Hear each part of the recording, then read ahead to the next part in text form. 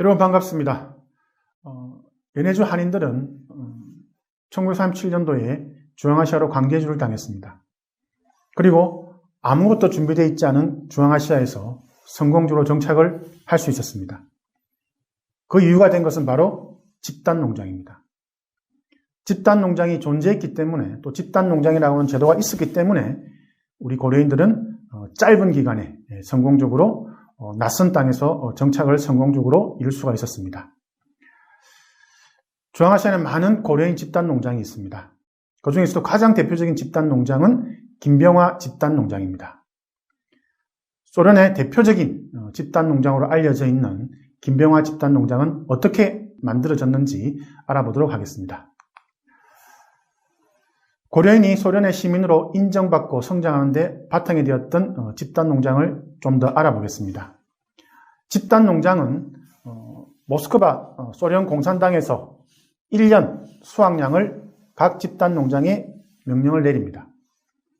그리고 1년에 할당된 그 생산물을 모스크바 소련 공산당에 제공을 하고 난 다음에 남은 부분은 집단농장이 공동자금으로 운영할 수가 있습니다. 잉여 생산물을 바탕으로 해서 고려인 집단농장은 많은 것들을 할 수가 있었습니다. 튼튼한 집을 지을 수가 있었고, 또 배울 수 있는 학교를 건설할 수가 있었고, 도서관도 만들 수가 있었고, 그런 많은 일들을 할 수가 있었습니다. 이러한 집단농장의 시스템을 가장 잘 활용해서 성공적으로 만들어진 김병화 집단농장에 대해서 한번 알아보도록 하겠습니다. 집단농장 이름이 김병화 집단농장입니다. 그래서 김병화라고 하는 이 조합장이 결국 성공적으로 이 고려인 집단농장을 이끌어 왔던 것입니다. 그래서 김병화를 통해서 중앙아시아 고려인 지도자들이 고려인 사회의 발전을 위해서 어떤 노력과 헌신을 했는지 알아보도록 하겠습니다. 집단농장이라고 하는 것은 이미 연해주에 또 존재했었습니다. 스탈린의 명령으로 집단농장이 조직된 것은 고려인들이 중앙아시아에 정착하기 이전의 사건입니다. 그래서 김병화 집단농장의 전신인 북극성 집단농장은 스탈린의 명령으로 집단농장이 조직된 첫 해인 1929년 연해주 미하일 지구의 리푸카라는 마을에 조직이 되었습니다. 다시 말씀드리면 김병화 집단농장은 지금의 우즈베키스탄에서 처음 만들어진 것이 아니라 이미 연해주의 북극성 집단농장으로 불리면서 1929년에 만들어졌습니다. 초대 회장은 최희자라는 분이 선출되었습니다. 1937년 강제 이주 이후 우즈베키스탄 타시켄트주 중치르치크에 자리를 잡게 됩니다. 연해주에 있던 북극성 집단농장을 그대로 우즈베키스탄 타시켄트주 중치르치크로 옮기게 됩니다. 그렇기 때문에 김병화 집단농장은 우즈베키스탄에서 새롭게 만들어진 집단농장이 아닙니다. 그러나 당시의 정언에 따르면 초기의 북극성은 수확 실적이 주변의 집단농장보다 떨어졌다고 합니다.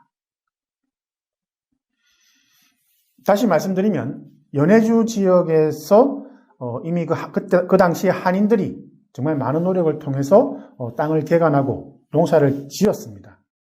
그렇기 때문에 당연히 수확이 좋을 수밖에 없습니다. 그렇지만 우즈베키스탄으로 옮겨진 이 북극성 집단농장은 정말 황무지의 자리를 잡았습니다.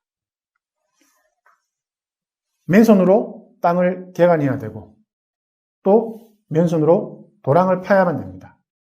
이런 상황에서 당연히 수확 실적이 집단농장보다 떨어질 수밖에 없습니다. 그리고 또 많은 이러한 황무지라고 하는 이런 아주 좋지 못한 이런 환경 외에도 또 다른 이유들이 있습니다. 그게 바로 스탈린의 어떤 정치적 탄압에도 있습니다. 그래서 구체적인 이유는 밝혀지지 못하고 있지만 강제이주를 당한 후 집단농장의 3대 회장 김기룩 사건을 통해서 이해를 할 수가 있습니다. 1937년 강제이주 이후에도 고려인 지도자들은 스탈린의 정치적 탄압에 시달렸습니다. 사실상 우즈베키스탄에서의 북극성 농장의 새로운 출발에 책임을 맡은 것은 이 김기눅이라고 하는 분입니다. 그래서 1937년부터 1938년까지 북극성의 회장을 역임한 김기눅은 억울한 누명을 쓰게 되어 감옥에 들어가야만 했습니다. 정착 이후에 배치받은 집단 농장에서 책임자가 없는 상황에서 농장이 제대로 운영될 수가 없었습니다. 황무지에 배치된 북극성 집단 농장, 그리고 이 집단 농장을 책임지는 이 김기눅 조합장, 그렇지만 억울한 누명으로 감옥에 들어갑니다. 완전히 무늬만 집단 농장이지 실질적으로 집단 농장으로서 운영되기는 힘든 겁니다. 김기눅의 부인인 이춘옥 여사는 돌아오지 않는 남편을 기다리다 결국 82세에 쓸쓸히 세상을 떠나고 맙니다. 북극성 집단 농장은 스탈린에 의해서 정치적 탄압을 받은 지도자들과 이민 세대 간의 정서적인 차이로 인해 구성원들 간의 단결과 화합된 모습을 찾기도 전에 어려운 길로 가게 되었습니다.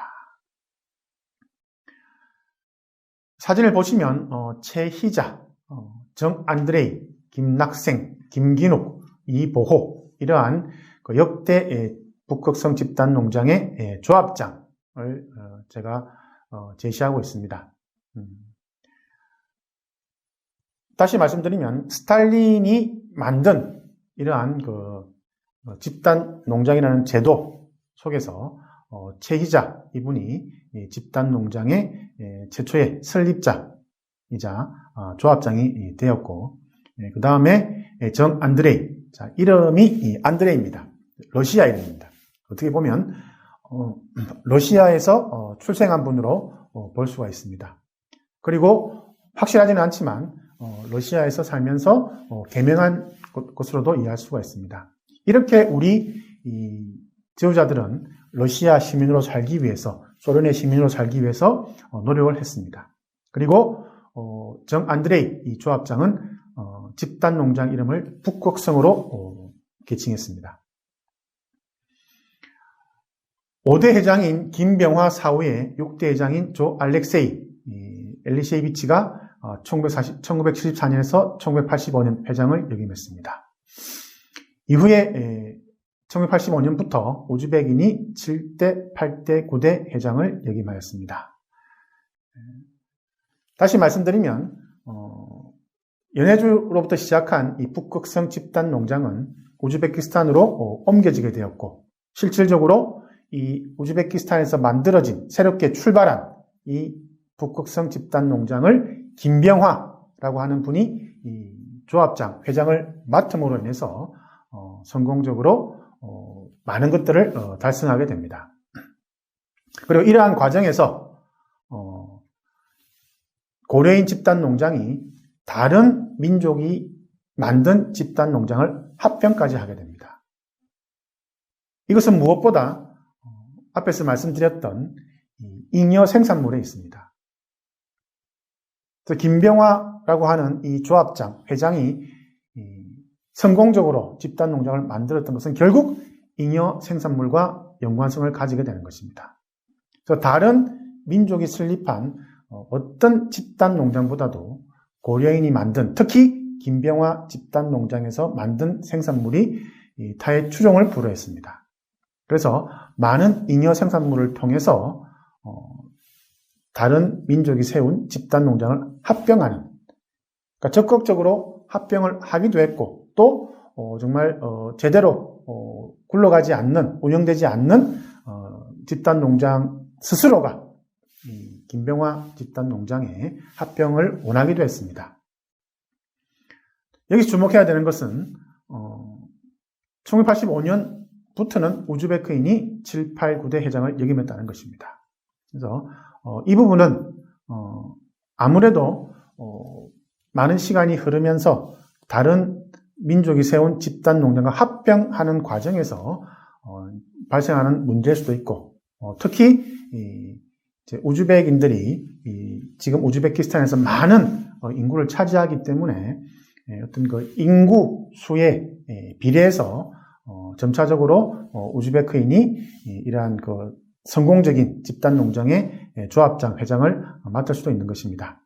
그리고 어떤 정치적인 문제도 분명히 있는 것입니다. 그래서 김병화 집단 농장은 결국 집단 농장의 이름에 나오는 것처럼 결국 김병화라고 하는 이 조합장, 회장이 성공적으로 만들어낸 작품이라는 것입니다. 자, 그러면 김병화는 누구인지 알아보도록 하겠습니다.